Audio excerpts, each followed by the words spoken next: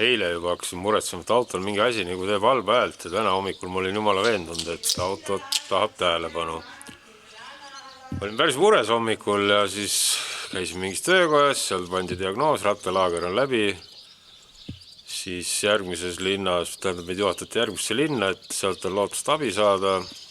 Öeldi, et jätke auto siia, mingi ise sööma ja me teeme õhtuks auto korda, et kõik on hästi. Siis millegipärast ei olnud seal linnas ühtegi hotelli moodi asja, et seal oli küll restorane ja tundus niisugune mõnus väike Hispaania niisugune mägiküla või mägilinnake, aga ühtegi hotelli ei olnud. Meile toodi, tähendab paarist küsisime, siis toodi 10 minutiga kohale mingi äritädi, kellel 2 kilomeetrit eemal on siis mingisugune korteritega, basseiniga, niisugune väga luksööbimine.